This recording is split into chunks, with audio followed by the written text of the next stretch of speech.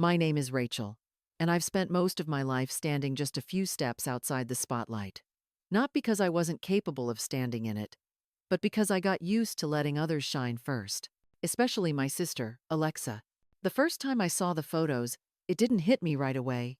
There she was, dressed to the nines, standing beside her husband in his navy whites, surrounded by smiles and clinking champagne glasses. I didn't even know the ceremony had happened. It was already over by the time the first picture showed up in my feed. I stared at my phone a little longer than I should have.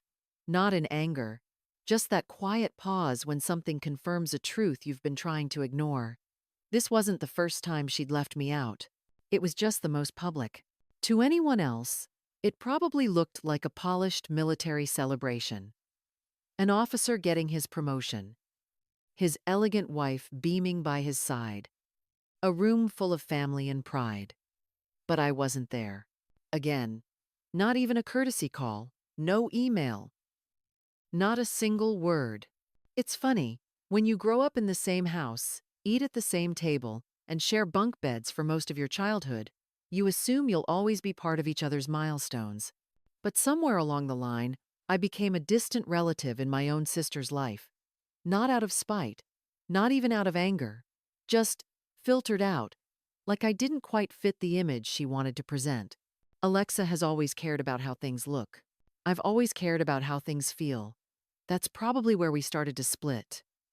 She built a life full of people who look good in pictures. And me? I was always behind the camera, the plus one who knew when to step back. But it stung. No matter how used to it I pretended to be. You can only excuse being forgotten so many times before it becomes a pattern. Before you realize you're not just out of the loop, you were never really meant to be in it. I didn't call her. I didn't ask why. I already knew the answer. She didn't think I belonged in that room, not because of who I am, but because of who she wants to be seen with. And the saddest part? I didn't even feel surprised, just tired. Tired of pretending it didn't matter. Tired of swallowing my disappointment and calling it grace. Tired of being the sister you could always count on to stay quiet. But this time felt different, not because it hurt more, but because, for once, I didn't want to stay in the shadows. Not anymore. Looking back, I can't remember a single birthday when Alexa didn't get something first. If there were two colors of the same dress, she got to choose, and I got the one she didn't want. It wasn't mean-spirited. It was just how things worked in our house. Our parents worked a lot. My mom held 2 jobs most weeks, and my dad was usually out of state on contract work. So when Alexa needed someone to braid her hair, check her homework, or pack her lunch, it was me. I was 10 when I started making her after-school snacks and ironing her clothes for choir recitals. She called me the best big sister in the world. And for a while, I believed that meant something. But being the best at something only matters if someone sees it. Most days, it just felt like I was filling in, babysitter, backup, the one who stayed quiet and kept the train on the tracks. There was a summer when I got into a pre-college engineering program out of state. Full scholarship. I was ready to go, bags half packed. Then Mom got sick, and Dad had to travel more. Someone needed to stay and help. Guess who that was? Alexa cried when I told her I wasn't leaving. Said she'd miss me too much. I smiled and told her I'd be just a phone call away, even though I knew she probably wouldn't call. It wasn't that she didn't care. She just always assumed I'd be there. I always had been. By senior year, I'd become the person teachers leaned on when Alexa forgot her permission slips. I'd drop them off during my lunch. I covered for her when she skipped class. When she broke curfew, I took the blame because she couldn't afford another screw-up. It was easier to be the one who absorbed the trouble. I was dependable, predictable, invisible, in the best and worst ways. When college finally came, I stayed close to home. I told everyone it was for financial reasons, but the truth was simpler. Alexa needed help adjusting, and our mom said, "You're always so good with her." That was the line I heard most growing up. Not, "What do you want?" but "Can you help your sister?" I didn't hate her. I really didn't. There were good moments. Nights we stayed up laughing, baking cookies from a box, watching reruns, until we fell asleep on the couch. But even in those moments, I was still the one refilling the bowls, cleaning up the mess. I was the glue, but glue only gets noticed when things fall apart. Sometimes, I wondered what it would feel like to be the one someone rearranged their plans for, the one someone stayed behind for. But I never said it out loud. I was the helper. Helpers don't complain. And over time, you get used to being the second call, the afterthought, the person people trust, to pick up the slack without asking for anything in return. You start to believe that being needed is enough. That's the same as being loved. It took me years to realize it's not. It came on a Tuesday right before lunch. The subject line was, "Re-promotion ceremony, quick note." I knew, just from that, it wasn't good. Alexa had a way of being perfectly polite when she wanted distance. Her email started with, "I hope you're doing well," and ended with, "Thanks for understanding." Everything in between felt like a carefully written press release. She wrote that the ceremony was a formal, professional setting, and attendance was limited to military personnel and appropriate guests. She made sure to clarify that it wasn't a family reunion, as if I had confused the two, as if I'd ever treated it like a cookout or birthday party. What hurt wasn't just the exclusion, it was the way she framed it. Cold, efficient, almost rehearsed, like she was checking a box that said, "Notify unnecessary parties." I didn't even rate a phone call. I read the message twice, then once more. My hands didn't shake. My eyes didn't water. But something inside me pulled tight, like a rubber band stretched too far. I thought about how many times I'd driven her to events she wasn't invited to, snuck her into parties she wasn't supposed to be at, vouched for her when she needed a second chance. And now here she was, making sure I knew where I stood. Outside the line, off the list, unnecessary. I didn't reply. There was nothing to say that wouldn't come out bitter or small. Besides, she wasn't really asking. She was informing me, like a memo from HR. For a moment, I let myself believe maybe she didn't mean it the way it sounded. Maybe she just wanted things to be perfect, and I didn't fit the aesthetic. But that thought didn't help. It made it worse. Because I wasn't asking to be the center of attention. I was just hoping to be seen, to matter.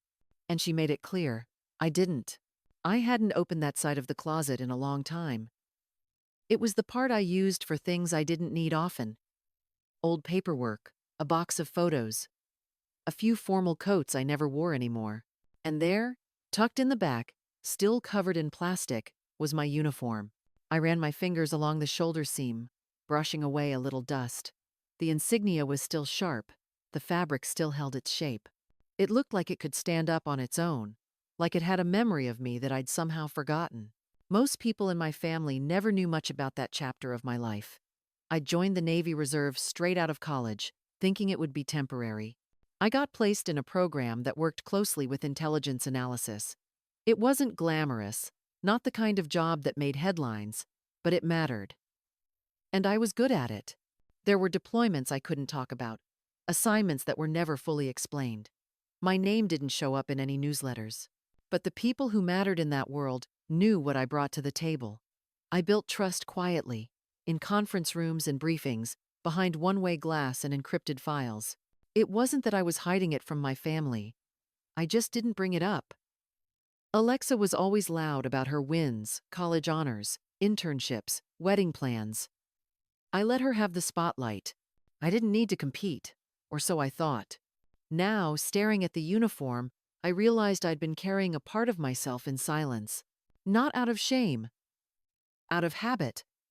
I'd been taught that the honorable thing to do was show up, do the work, and let others take the credit if they needed it more.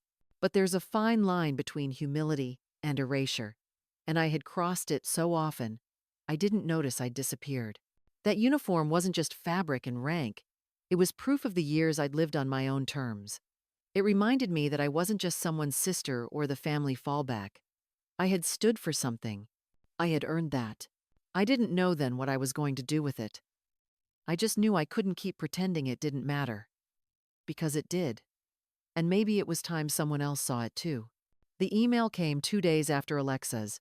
Different tone, different world. It was from Commander Mark Ellis. Though now he's signed as Rear Admiral. We hadn't spoken in years. But he hadn't forgotten me. He wrote that he'd seen my name come up in some recent archival documentation for a unit commendation. Said it reminded him of the work we did during that rotation in Bahrain. Then came the line that made me sit up straight. I understand my officer is being promoted next week. I'll be there. I'd like you to attend as my guest. I read it 3 times, not because I didn't believe it, but because of how good it felt. To be remembered not just for showing up, but for showing up well. He didn't know about Alexa. He didn't know about the other email. But somehow, the timing felt poetic. I sent a short reply. It would be an honor. The morning of the ceremony, I stood in front of the mirror in my apartment, zipping up my uniform slowly, making sure every detail was exact. I'd had it dry cleaned the day before. The creases were sharp. My ribbons were clean.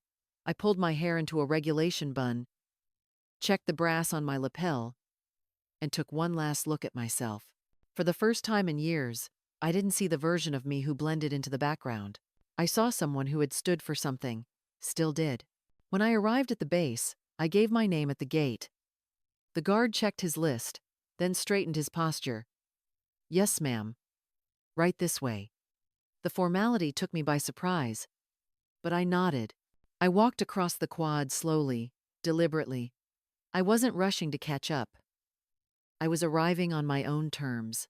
Inside the auditorium, the first few rows were already filling with Navy officers, dress uniforms, ribbons, shiny shoes. A young lieutenant approached me. Lieutenant Commander Bennett? Right this way, ma'am. You're seated with Admiral Ellis. I spotted Alexa halfway down the row, chatting with another officer's wife. She hadn't seen me yet. Then she did. She froze. Her smile faltered, just for a second.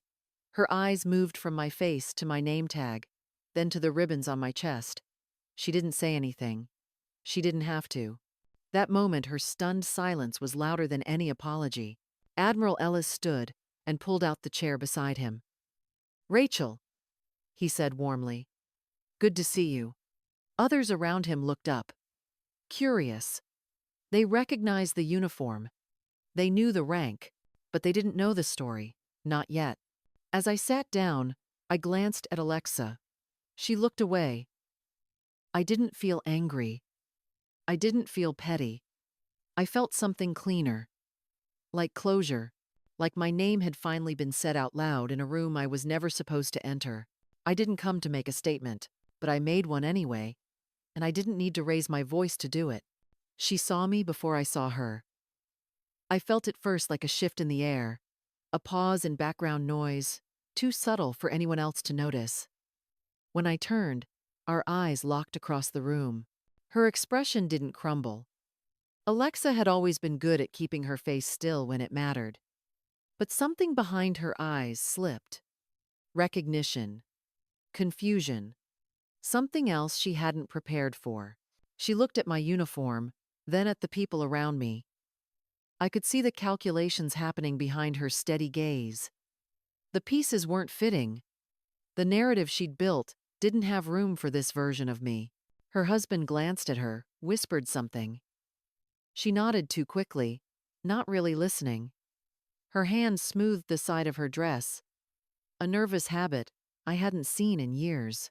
I remembered how she used to do that before school presentations, back when I'd hold her notes and tell her she'd do fine. I didn't move toward her. I didn't wave. I didn't smile. I just turned back toward the stage, took my seat beside Admiral Ellis, and listened as names were called and medals were pinned. From where I sat, I could see her without trying.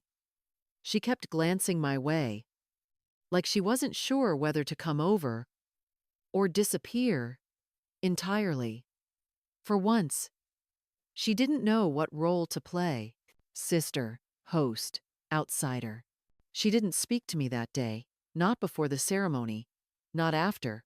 She walked past me once in the lobby, her eyes dropping for a moment before lifting again, a forced smile in place for the next officer's wife. I didn't follow her. I didn't need to. Whatever apology she might have offered was already written in that first look. And that was enough. People probably thought I showed up to make a point. I walked into that room in uniform just to prove her wrong. But that wasn't it. Not really. I didn't do it to embarrass her. I didn't do it to demand space that wasn't freely given. I did it because, for the first time in a long time, I wanted to be whole in public. Not the version of me she had learned to overlook, but the version I had spent years becoming. There's a difference between revenge and recognition.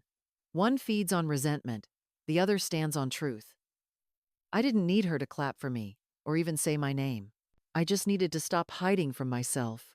Wearing the uniform again reminded me of everything I'd once believed I could be. Before I shrank myself down to make space for someone else's rise. Before I learned that quiet could sometimes feel like erasure. Walking into that ceremony wasn't about being seen by Alexa. It was about seeing myself without apology, without explanation, without waiting for permission to take up space. She may never understand that. She might always think I did it to get under her skin. And that's fine. Some truths are only meant for the person who lived them. I didn't need her approval that day. I didn't even need her acknowledgement. What I needed was to feel the weight of my own name again. And I did. That was enough. We think we know people because we've known them a long time. We assume their silence means they have nothing to say.